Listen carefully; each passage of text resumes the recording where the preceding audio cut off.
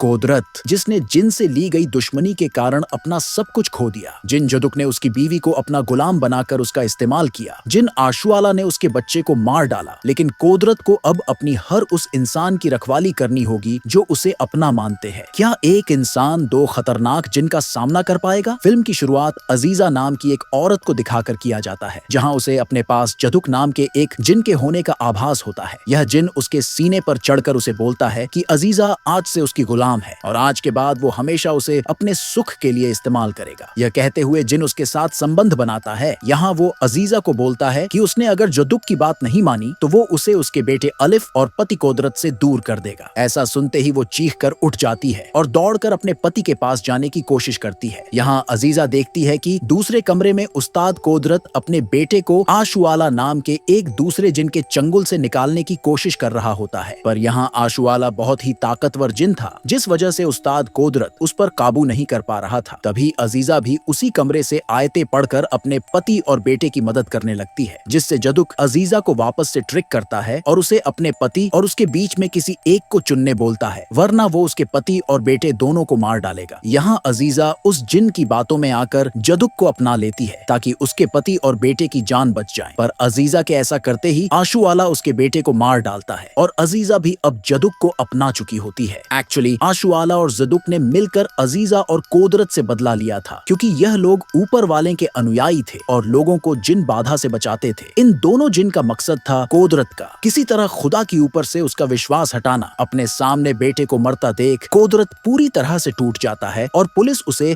अपने ही बेटे की मौत के इल्जाम में गिरफ्तार कर लेती है, क्योंकि कानून कभी भी इन सुपरनैचुरल बातों पर यकीन नहीं करता। अपने मासूम बेटे को ना बचा पाने का गम उसे इतना तोड़ चुका था कि वो अब अजीजा से मिलना भी बंद कर देता है, जिस वजह से अजीजा उसे इसी उम्मीद में कई लेटर्स लिखती है कि शायद कोदरत एक दिन उन्हें पढ़े। यहाँ एक दिन अजीजा वापस से कोदरत से मिलने आती है, पर उस दिन भी कोदरत उससे मिलने से मना कर देता है। तभी वहाँ का जेलर जिनकी ताकत से पजेस्ड होकर कोदरत को मारने की कोशिश करता है। यहाँ कैदियों की चीख पुकार सुनकर अजीजा भी कोदरत के बैरक की ओर भागती है, पर जदुक उसे अपने पास जकड़ लेता है। इधर जब तक अजीजा उसके पति के बैरक के पास आती है तब तक वो दम तोड़ चुका होता है, जिसे देख वो पागल हो जाती है। पर यहाँ कहानी में सबसे बड़ा ट्विस्ट आता है। ऊपर वाला कोदरत को एक और मौका देता है और उसे मौत के मुंह से वापस ले आते हैं। वो वहाँ से निकलकर भाग जाता है और अपने उस्ताद रोसिम से मिलता है, जहाँ उसे अजीजा के लिखे लेटर्स मिलते हैं, जिसे उसने उस्ताद रोसिम को लिखा था ताकि उस्ताद रोसिम उसके माफी के लिए ऊपर वाले से दुआ कर सके। यहाँ कोदरत को पता चलता है कि कैसे अजीजा ने अपने बेटे और उसे बचाने के लिए शैतान को चुना था, पर वैसा हुआ नहीं जैसा उसने सोचा था। यहाँ अजीजा अपने की के लिए अपने पति से माफी मांगना चाहती थी। यहाँ उसे यह भी पता चलता है कि अजीजा को भी लगता था कि उसकी मौत हो चुकी है। चूंकि अजीजा ने अपना काफी वक्त मेंटल अस्पताल में गुजारा था, इसी वजह से वो अपने पति के कब्र पर भी नहीं आ पाई थी। यहाँ कोदरत को पता चलता है कि अजीजा के ठीक होने के बाद वो अपने दो दोस्त मुरनी और पूर्वंती के साथ एक कपड़ा मिल में काम करने चली गई, जहाँ उसने उनके साथ वहाँ काम सीखा और जल्द ही अपने इस नई जिंदगी को अपना लिया। पर एक रोज अपने नाइट शिफ्ट के दौरान किसी अज्ञात कारण से मुरनी की मौत हो जाती है, जिस वजह से अजीजा अब फिर से अपने दुख में है। अब यह लेटर्स 1 साल पुराने थे, इसलिए कहानी अब प्रेजेंट में आती है, जहाँ कोदरत को अब अजीजा के बारे में सब कुछ पता है और अब वो अपनी पत्नी को वापस लाने निकल पड़ता है। दूसरी तरफ हमें उसी कपड़ा फैक्ट्री को दिखाया जाता है, जहाँ की वर्कर्स अपनी नाइट शिफ्ट के बाद फ्रेश होकर अपने अपने कमरे में जा रही होती है कि तभी श्री नाम की इस लड़की को अपने आसपास कुछ अजीब सा महसूस होता है और उसे वहाँ एक डीमन नजर आता है, जिससे डरकर जब वो वापस बाथरूम की ओर भागती है तो वो जगह अब पूरी तरह से खाली था। तभी उसका पैर फिसल जाता है और डर के मारे श्री एक बाथरूम के अंदर चली जाती है। तभी बाथरूम के शावर से खून बहने लगता है और उसे अपने सामने एक बड़ा डीमन नजर आता है, जिससे डरकर वो जोर से चीखती है और हम देखते हैं कि अजीजा उसे नींद से जगा रही होती है, यानी श्री यहाँ सपना देख रही थी। तभी वहाँ उस फैक्ट्री के कुछ गार्ड्स आते हैं, जो श्री को यह कहते हुए अपने साथ ले जाते हैं कि श्री के डेली वर्क रिपोर्ट में कुछ प्रॉब्लम पाई गई है और फैक्ट्री का मैनेजर उससे इसी वक्त मिलना चाहता है। पर सभी लेडी वर्कर्स को यह बात अजीब लगती है कि आधी रात को कोई क्यों मिलना चाहता है। इसलिए पूर्वंती जब सिक्योरिटी गार्ड को रोकती है तो यह सिक्योरिटी मैनेजर उसे इन सब में ना पड़ने की सलाह देता है। गार्ड्स यहाँ से श्री को जबरदस्ती अपने साथ लेकर चले जाते हैं और उनके कमरे के डोर को बाहर से लॉक कर देते हैं। उनके जाते ही पूर्वंती श्री का बैग चेक करने लगती है। यहाँ पूर्वंती अजीजा को बताती है कि दरअसल 1 साल पहले जब मुरनी मरी थी तो उन्हें उसके बैग में कफन का एक टुकड़ा मिला था जिस पर अरेबिक में कुछ लाइंस लिखी हुई थी और अजीब से सिंबल बने हुए थे, यानी कि डेविल्स नॉट। और जिसके भी सामान में वह नॉट मिलेगा वही इस फैक्ट्री में चल रहे सीक्रेट रिचुअल का अगला शिकार बनेगा। इधर सिक्योरिटी गार्ड श्री को लेकर फैक्ट्री के अंदर छोड़ देते हैं और दरवाजा बाहर से बंद कर देते हैं। यहाँ श्री देखती है कि फैक्ट्री के अंदर की सभी मशीन अपने आप चल रही थी। इधर फैक्ट्री के अंदर एक इंसान को श्री की रिज्यूम के साथ बड़े से हेड के सामने रिचुअल करते दिखाया जाता है। इधर हम देखते हैं कि जो मशीनें चल रही थी वह एकदम से रुक जाती है और उसी वक्त लाइट चली जाती है और अब श्री के सामने वही शैतान खड़ा था। तभी बाहर गार्ड आकर मैनेजर को बताता है कि एक आदमी अपनी पत्नी को ढूंढते हुए फैक्ट्री आया है। इधर दूसरी तरफ यह लोग श्री के बारे में बात कर ही रहे होते हैं कि तभी अजीजा को श्री के बैग से वही डेविल्स नॉट मिल जाता है जिसमें डेमोनिक सिंबल बना हुआ था, जिसे देखकर अजीजा पूर्वंती को बताती है कि सिंबल पर लिखी लाइनें कुरान से नहीं ली गई है। उधर फैक्ट्री में वह शैतान श्री को अपने वश में कर लेता है, जिससे श्री अपना सर वहां चल रही मशीन के अंदर डाल देती है और उसका पूरा शरीर कट के उस मशीन के अंदर चला जाता है और उसकी वही मौत हो जाती है। वही दूसरी तरफ अजीजा और पूर्वंती भी उस नोट को जला देते हैं, लेकिन इसका कोई फायदा नहीं होता क्योंकि उन्होंने देर कर दी थी और श्री तब तक मर चुकी थी। इधर दूसरी ओर हम देखते हैं कि कोदरत फैक्ट्री के बाहर पहुंच चुका था, जहां उसकी नजर सुकृदी नाम के एक आदमी पर पड़ती है जो अपनी वाइफ को ढूंढते हुए उस फैक्ट्री में आया था और जिसे सिक्योरिटी गार्ड्स मार रहे थे। यह देखकर कोदरत उसे बचाता है और अपने साथ खाना खाने के लिए लेकर जाता है, लेकिन वहां काफी सिक्योरिटी गार्ड्स उन्हें मारने पहुंच जाते हैं क्योंकि कोदरत और सुकृदी दोनों ही एक ही मकसद से यहाँ आए थे, यानी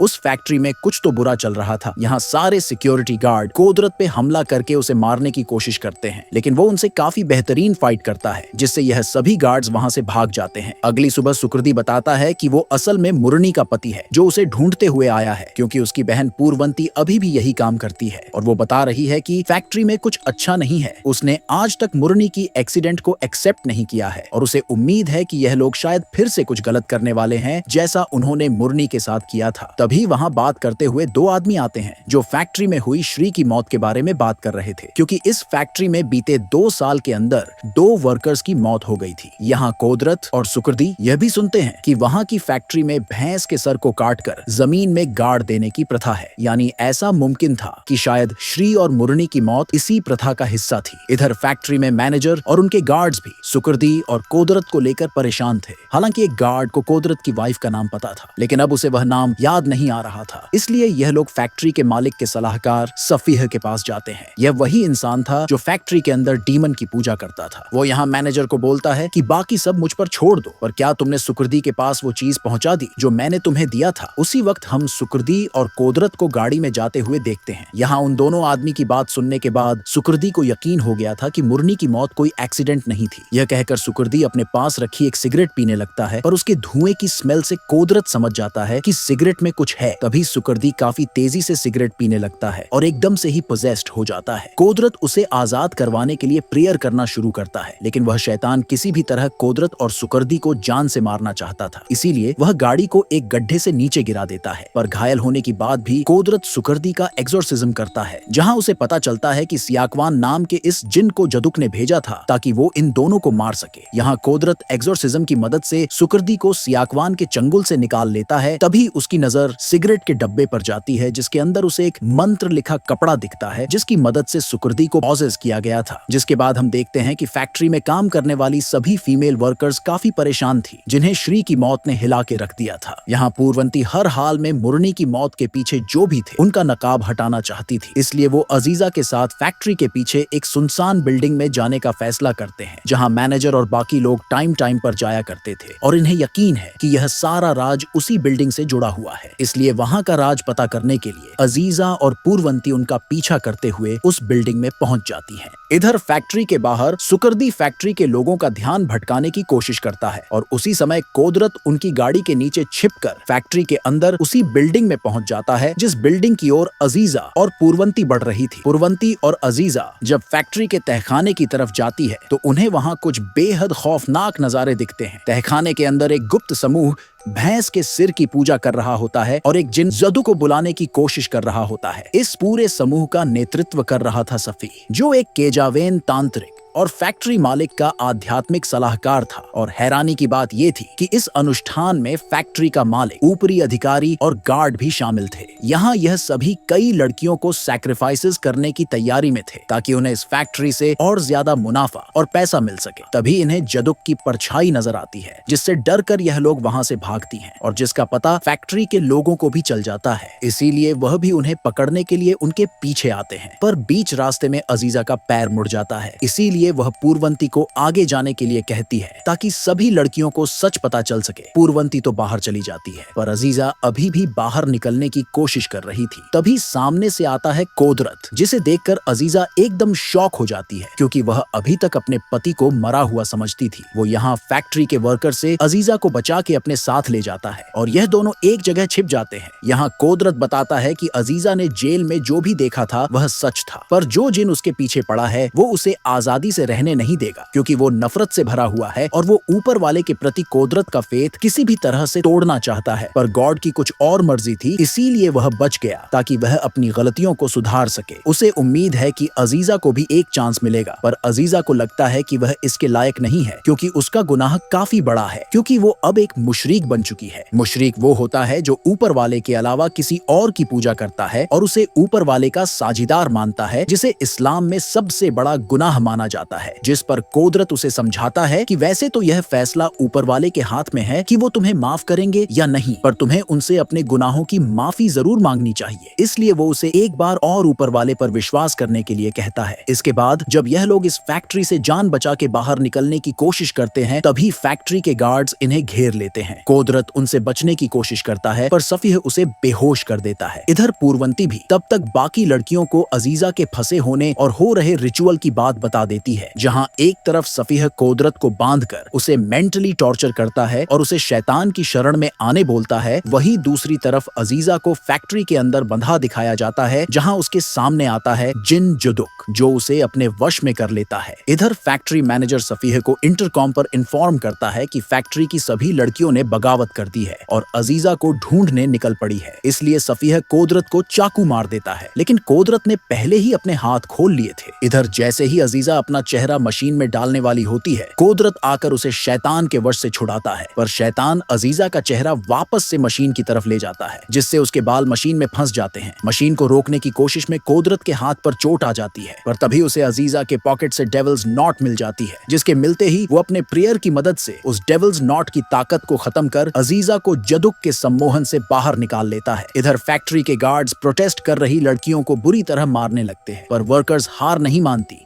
और गार्ड से मुकाबला करने लगती है। हालत बिगड़ता देख सफीह उन सभी लड़कियों को अपने ब्लैक मैजिक से पोजेस्ड कर लेता है, जो अब अपने सामने आने वाले हर किसी पर हमला करने लगती है। तभी सामने से कोदरत भी आता है, जो पोजेस्ड हो चुकी पूर्वंती को देखकर वह उसे आजाद करवाता है। पर कोदरत के सामने अब एक नहीं बल्कि कई लड़कियां थी, जो एकदम से ही उसे मारने के लिए उसकी ओर भाग कर आती है। उधर सफीह भी अपने जादू की ताकत बढ़ाने लगता है और कोदरत भी अपनी शक्ति से सभी का एक्सोर्सिज्म करके उन्हें उस ब्लैक मैजिक से आजाद करता जा रहा होता है। जल्द ही कोदरत आगे बढ़ता है और अपने सामने डीमन को खड़ा देख उस पर अपनी पूरी ताकत से वार करता है, जिससे सफीह के भैंस के सिर वाले ओल्टर में आग लग जाती है। इधर भागते मैनेजर से सुकृदी और पुलवंती निपट लेते हैं। दूसरी तरफ सफीह भी अब वहां से भागने की कोशिश करता है, पर तभी कोदरत उसका रास्ता रोक लेता है। यहाँ कोदरत और उसके बीच में लड़ाई होती है और कोदरत उसे मार डालता है। फाइनली उसने फैक्ट्री में सभी को वहां से बाहर निकाल लिया था और अब अजीजा अपने पति के साथ खुशी खुशी अपने घर वापस लौट जाती है।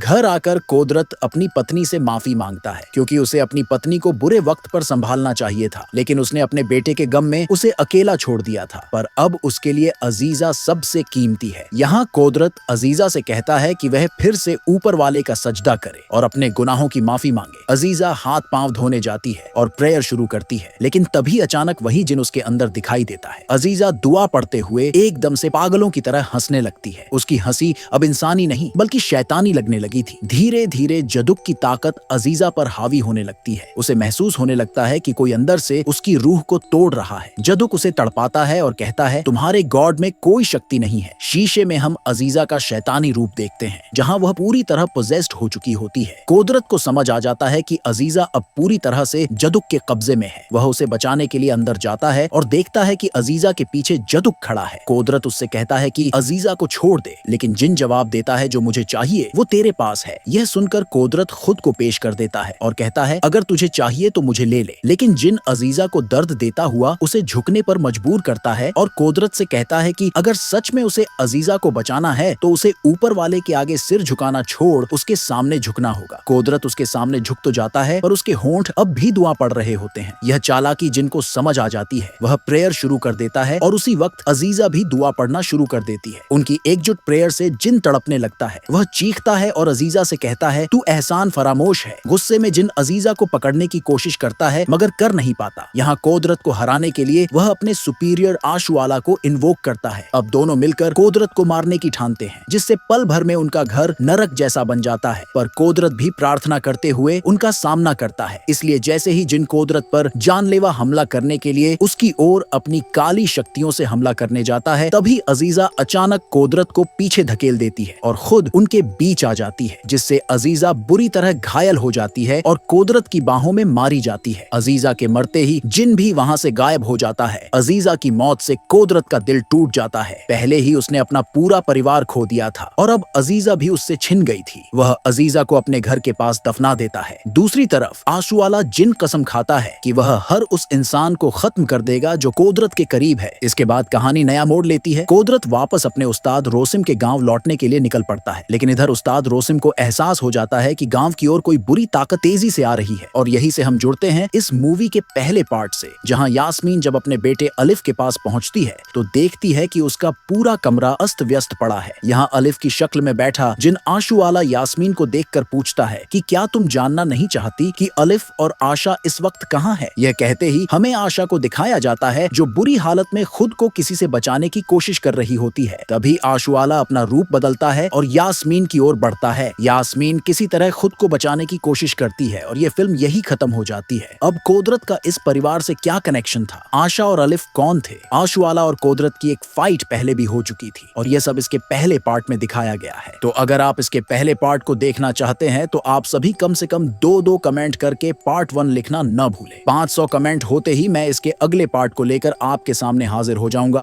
तो उम्मीद है कि आपको यह मूवी एक्सप्लेनेशन पसंद आया होगा। चैनल पर नए हैं तो सब्सक्राइब करना न भूलें। वीडियो अच्छा लगा हो तो लाइक और शेयर जरूर करें। कोई सुझाव या मूवी रिकमेंडेशन हो तो कमेंट्स में लिखकर बताएं और ऐसे ही प्यार और सपोर्ट बनाए रखें। मिलते हैं नेक्स्ट वीडियो में।